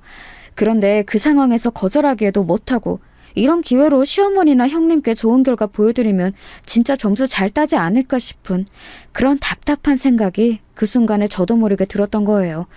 그래서 생일상을 도맡게 되었어요. 메뉴부터 그냥 저보고 다 알아서 하라며 시어머니께서는 전부 다 이름해 주셨고요. 제가 형님 생일상을 맡게 되었다고 하니까 남편은 되게 할 말이 많다는 표정을 지어 보였는데 말은 안 하더라군요. 그 심정 뭔지 알 것만 같았습니다. 아휴, 한숨이 절로 나왔네요. 어쨌든 하긴 해야 하니까 준비에 들어갔어요. 없는 게 없을 형님께서 좋아하실 생일상이 뭘지 궁리를 해봤죠. 제가 나름 파악한 게 있었는데 형님은 고기들 중에 돼지고기를 가장 좋아하신다는 것이었어요. 갈비찜을 소갈비찜보다 돼지갈비찜으로 더 선호하시는 걸 처음에 알았을 때 살짝 눈치를 챘었는데요. 언제 한번 말복 이야기가 나와서 닭고기에 대해서 말을 하고 있을 때 이러시더라고요. 나는 오리보다 확실히 닭이 더 맛있더라고요. 어디 가서 오리구이를 맛있게 먹어본 적이 없고 오리 훈제도 뭐가 맛있다는 건지 잘 모르는 입맛이에요. 오, 그러세요? 오리보다 닭이 더 흔하니까 다행이시네요. 고기 중에서 그럼 닭을 제일 좋아하세요? 치킨 같은 거 잘 드시겠다. 고기는 돼지가 가장 낫죠.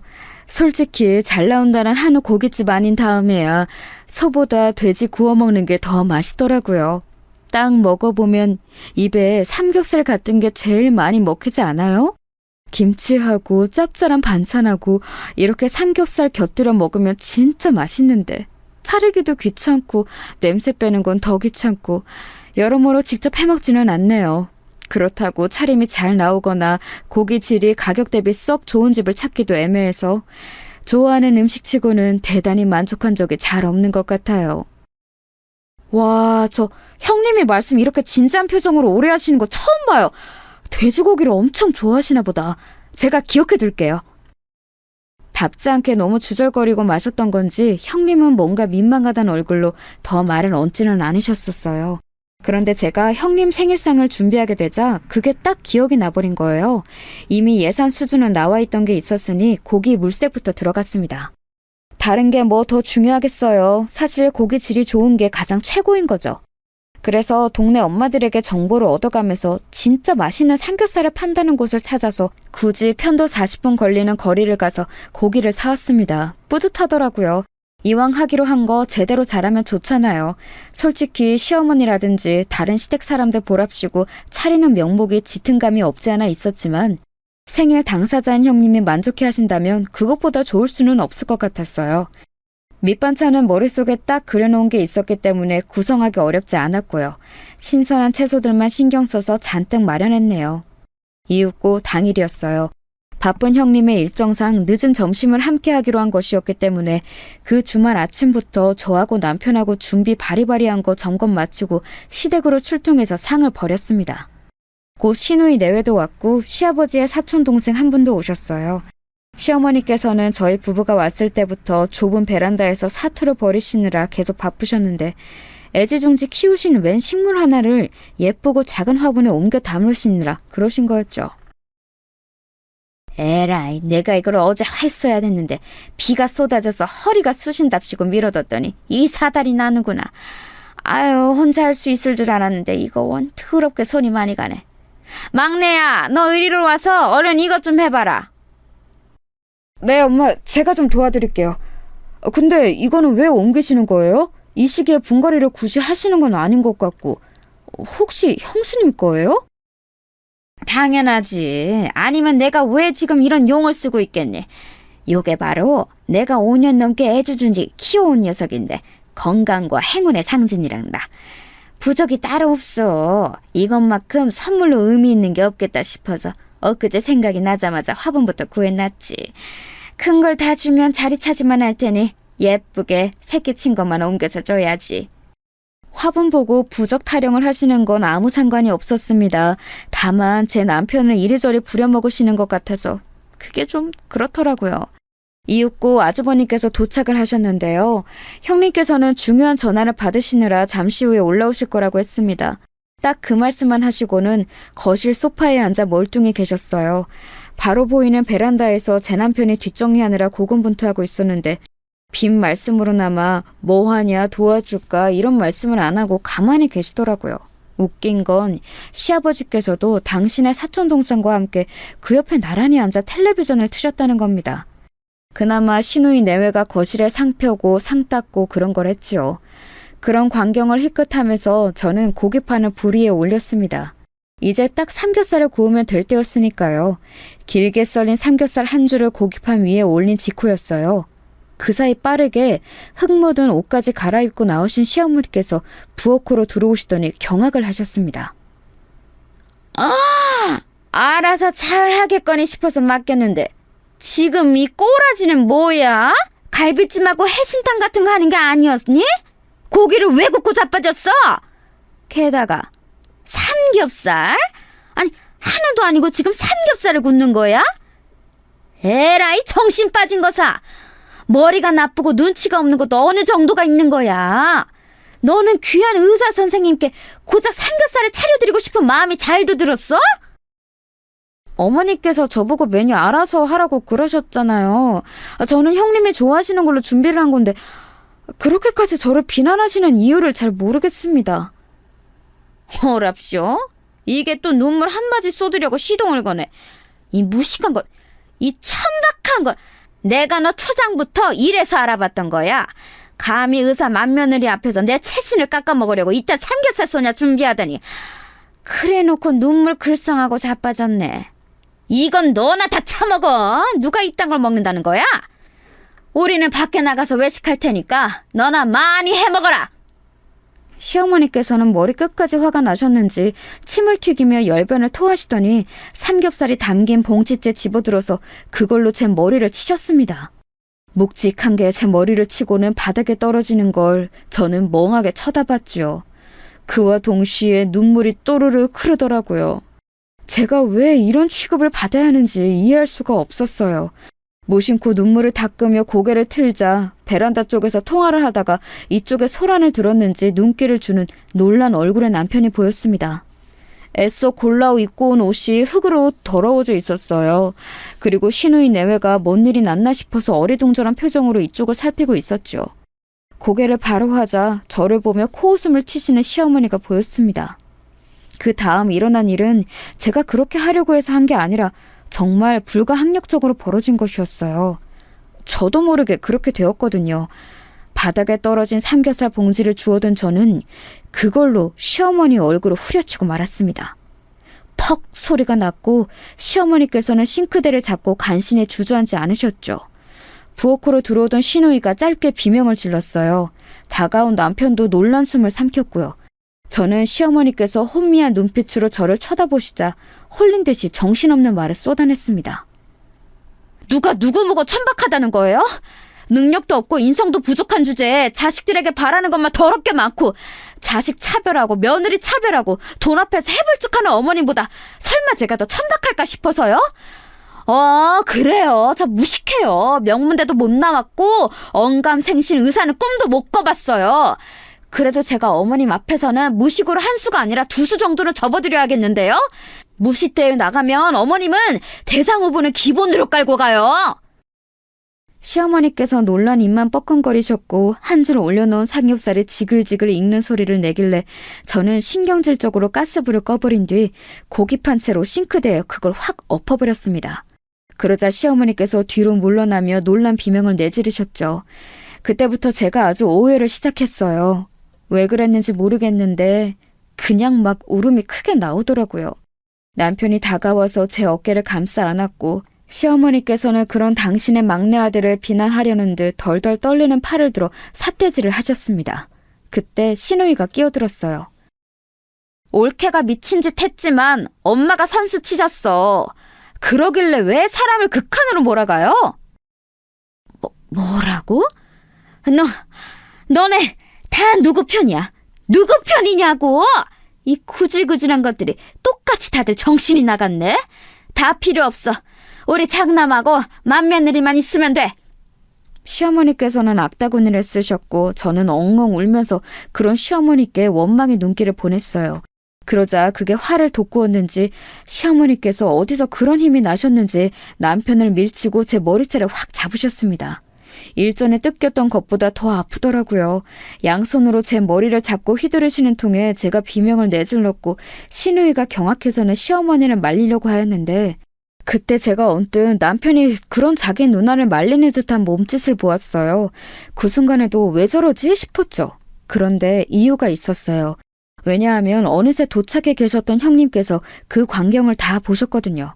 저를 놓아주신 뒤에 씩씩거리시던 시어머니께서 문득 형님을 발견하시고는 소스라치셨습니다. 우리 귀한 며느님 와 있었어?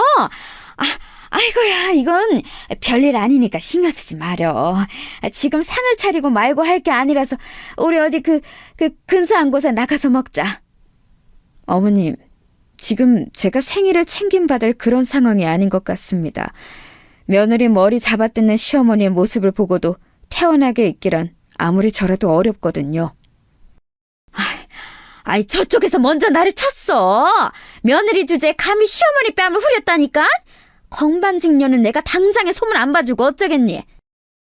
며느리 주제라고 말씀하시는군요. 저도 어머님의 며느리인데 흠칫하게 되네요. 조금 무섭기도 하고요. 어머님은 이런 분이셨군요. 잘 알겠습니다. 정말 죄송하지만 제가 갑자기 속이 안 좋아서 식사는 어려울 것 같아요. 오후에 일정도 있고요. 먼저 가보겠습니다. 형님께서는 엄청나게 무표정한 얼굴로 그렇게 말씀하시더니 꾸벅 목례만 남기시고 돌아서셨어요. 그 뒤를 허둥지둥 아주버님께서 따르셨고요. 이어 남편이 저를 챙겨서 함께 나왔죠. 나올 때 보니까 뒤에서 시어머니와 시누이가 한판 거하게 다투기 시작하는 소리가 들려왔어요. 벌써부터 일방적으로 시누이가 폭격하고 있더라고요. 남편하고 서로 눈물을 훔치며 저희 부부는 다짐했어요. 시댁에는 이제 발길을 끊기로 말입니다. 저나 남편이나 괜히 좋은 아들과 좋은 며느리라는 거 해보고 싶어서 지금까지 버티고 있었던 것 같아서 허무했네요. 놓아버리니까 마음이 편해졌죠. 그리고 이튿날 형님께 연락을 받았어요. 우리 동서 덕분에 시댁과 나이스하게 거리를 둘 수 있는 기회가 생겨서 너무 좋네요. 개인적으로 아주 고마운 심정이에요. 앞으로 종종 우리 만나서 커피 한잔하고 밥도 먹고 그렇게 지내요. 그때는 당황해서 그냥 어버버 하다가 통화가 끝났는데요. 그날 아주버님께서 남편에게 100만 원을 입금해 주셨어요. 제 계좌를 몰라서 그리했다 하시더라고요. 형님 생일상 준비한다고 고생한 비용이며 이것저것 친 것이라고 했습니다. 남편이랑 저는 그냥 앞으로 어떻게 되나 지켜보고 싶은 마음이었어요. 몇 달이 지나자 완벽히 결론이 났죠. 시댁은 고립되었습니다. 시누이는 지금까지 쌓인 게 많았다면서 시댁에 더 이상 안 가겠다고 했고요. 형님께서는 시댁이 마치 없는 것처럼 사셨고 가족이고 뭐고 공부만 하며 살아오신 아주버님께서는 부모 공경보다 아내 사랑이 우선인지 그런 아내의 노선을 너무 잘 따르셨습니다. 장남과 맏며느리를 이렇게 시부모님께서는 잃게 되셨죠. 가장 만만하게 부려먹으셨던 저희 부부가 사라지니까 시간이 지날수록 아쉬우셨나 봐요. 그 지엄하신 시어머니께서 저에게 사과까지 하신 걸 보면 말이죠. 예, 네 시아비가 손녀 보고 싶어서 우는 소리를 얼마나 하는지 아니? 나도 우리 손녀가 요즘 들어 더욱 보고 싶구나. 어머님, 저희 애 핑계는 왜 대세요? 별로 신경도 안 쓰고 사셨잖아요. 너무 서운하게 말하지 마. 우리가 남이니? 가족이잖아, 얘. 내가 지난 몇 년 동안 너에게 참 매정하게 굴었지? 가족 간의 허물 감싸주면서 우리 그렇게 지내자. 내가 다 잘못했으니 네가 용서를 해줬으면 좋겠구나. 제가 어머니께 하도 머리를 뜯겼더니 후유증으로 머리가 빨리 안 돌아가게 됐어요. 그래서 지금 바로 답변을 못 드려요. 이해하시죠?